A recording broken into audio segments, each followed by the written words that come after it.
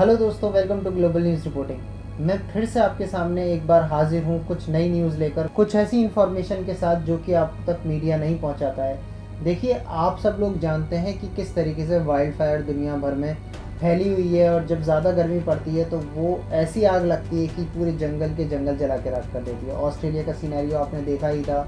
इसी तरीके से अमेज़न के जंगल्स को आपने देखा, और यहाँ पर आपने देखा कि यूएस के अंदर भी, कैलिफोर्निया के अंदर जो जंगल हैं वो लगातार पिछले 10 सालों से वहाँ पे आग लगती जा रही है और जलते चले जा रहे हैं। तो हम ये बात करेंगे कि एनवायरनमेंट पे क्या इफेक्ट पड़ रहा है और यूएस के अंदर क्या हालात हैं इस वक्त। जब यूएस के हालात की बात करते हैं तो आपको जान के हैरानी होगी कि वहाँ ड्रॉट यानी सूखा ही नहीं पड़ रहा, वहाँ मेगा ड्रॉट पड़ रहा है, यानी महासूखा पड़ रहा है। महासूखा कहने का मतलब ये है कि कैलिफोर्निया के अंदर, ये बात आपकी जानकारी में दे दूं कि पिछले कई सालों से, 20-25 सालों से कई जगहों पर जगह जगह सूखा पड़ रहा था। अब हुआ ये कि कैलिफोर्निया में कुछ 10 सालों के करीब से आधे से ज़्यादा कैलिफोर्निया के अंदर तो सूखा पड़ता है। बहुत अच्छी फसल हुआ करती थी एक टाइम पे, लेकिन अब सूखा पड़ता है। रीज़न बीइंग, जो भी एनवायरमेंटल कंडीशंस रही, अब जो हालात रहे उसकी वजह से जो लेक्स थी वहाँ पे सूखती चली गई। अब पानी का कोई ऐसा सोर्स नहीं था जो लेक से कंटिन्यू होता और उनको बढ़ावा देता रहता। बारिश भी हुई नहीं, बहुत ज़्यादा तरीके से जंगल्स डिस्ट्रॉय होना शुरू हो गए।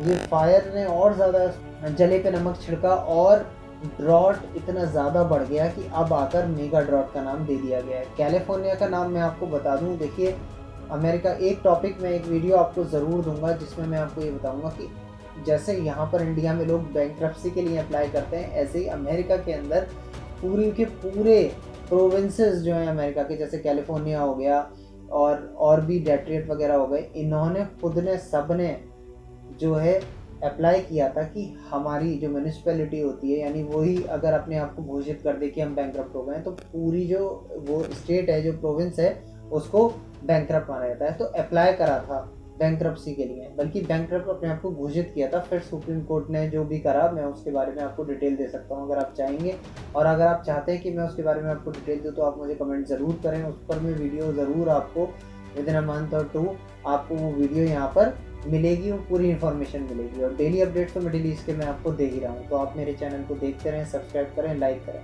और ये देखिए, अब आ जाते हैं यूएस की न्यूज़ की तरफ। तो कैलिफोर्निया की ही बात करते हैं। पिछले 10 साल से जो बुरी तरीके से यहाँ पर सूखा पड़ा हुआ है, एक लेक है वहाँ पे, ओरोविल रिजर्वायर। ये लेक जो है आज अपने सबसे लोएस्ट लेवल पर है, मतलब ना के बराबर है, सूख गई है। वहाँ पे हालात ऐसे हैं वहाँ की, अगर आप पिक्चर भी उठा के देखेंगे तो आपको पता चलेगा कि मछलियाँ मर रही हैं, सब कुछ सूख गया।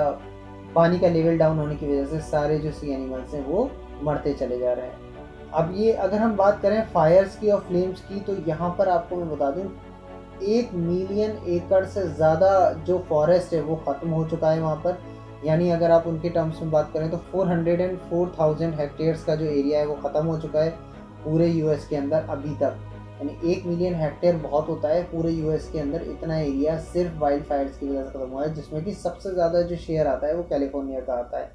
अब जाहिर है, जब इस तरीके से आग लगेगी और बहुत ज़्यादा ही आग फैल जाएगी तो हीट वेव्स चलना लाजमी है, और हीट वेव्स की वजह से भी जो है ये आग लगती है। तो दोनों एक दूसरे पर डिपेंडेंट है। जब ज़्यादा आग लगेगी, हीट वेव और ज़्यादा अपना असर दिखाएगी। तो हीट वेव जो होती है उसकी वजह से अब क्या होता है, जो आसपास के रहने वाले लोग हैं वो मजबूर हो जाते हैं पलायन करने के लिए, एक जगह से दूसरी जगह पे जाने के लिए।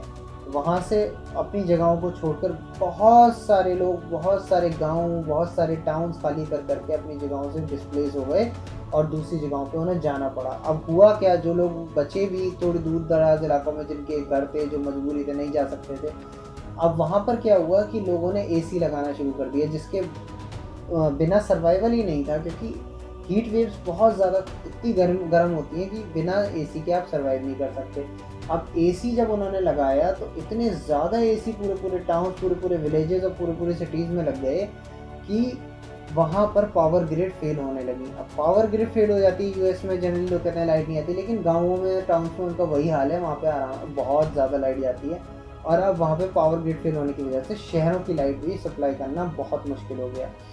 आपको मालूम है, एरिज़ोना की रेंजेस जहाँ से निकलती हैं, वो जो एरिया है वो बहुत ज़्यादा अफेक्ट हुआ है इन कुछ सालों में, और 7 फायर्स जो हैं वहाँ पर बड़ी बड़ी, जिनको नोट किया गया, वो लगी अलग अलग टाइम में, और उन्होंने 2,70,000 एकड़ का जो एरिया है, यानी 101,265 हेक्टेयर्स का एरिया उन्होंने करीब करीब ख़त्म कर दिया उस स्टेट का पूरी।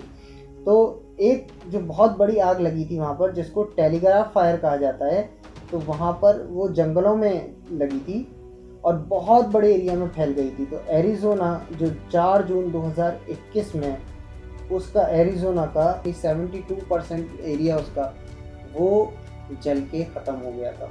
तो आप समझ सकते हैं किस तरीके से जो डिनाई करा था डोनाल्ड ट्रंप ने अपने टाइम में कि कोई एनवायरमेंटल कंडीशन ख़राब नहीं है, सब कुछ सही चल रहा है, वो गलत थी। हालात बुरे से बुरे, बदतर से बदतर होते चले जा रहे हैं। और एनवायरनमेंट में अगर आप देखेंगे तो ये तो कुछ भी नहीं है। इतनी ख़तरनाक न्यूज़ है कि आप अगले 6-7 साल में अगर एनवायरनमेंट को कंट्रोल नहीं करा हुआ तो देखेंगे कि अंटार्कटिका बिखरता चला जा रहा है। जैसे पास में अपनी न्यूज़ भी सुनी होगी कि अंटार्कटिका के एक बड़ा सा आइस का जो पीस है, कितना पूरी कई कंट्रीज से बड़ा वो पीस अलग हो गया है। तो आप समझ सकते हैं कि इन हालात में जो एनवायरमेंटल कंडीशन है, अगर उन पर ध्यान नहीं दिया गया तो आगे आने वाला जो टाइम है वो सारी कंट्रीज़ के लिए, बहुत सारे कॉन्टिनेंट्स के लिए बहुत ज़्यादा मुश्किल होने वाला है। क्योंकि तूफ़ान, आंधी, वाटर लेवल अप डाउन, सूखा, ड्रॉट वगैरह बहुत सारी चीज़ें फेस करनी पड़ेंगी अगर अभी से इसको कंट्रोल नहीं किया गया। तो मेरी आप सबसे भी रिक्वेस्ट है और गवर्नमेंट से भी रिक्वेस्ट है कि आप सब लोग एनवायरनमेंट पर ध्यान दें, एनवायरनमेंट फ्रेंडली चीज़ों को इस्तेमाल करें, हर चीज़ को रिसाइकिल करने वाली चीज़ों को इस्तेमाल करें और ज़्यादा से ज़्यादा रिसोर्सेज को सेव करें। कम से कम रिसोर्सेज में अपनी लाइफ को जीने की कोशिश करें। मैं फिर से आपके सामने हाजिर होऊंगा फैक्ट्स के साथ, फिर से बहुत प्रिसाइज न्यूज़ के साथ। तब तक के लिए अल्लाह हाफ़िज़।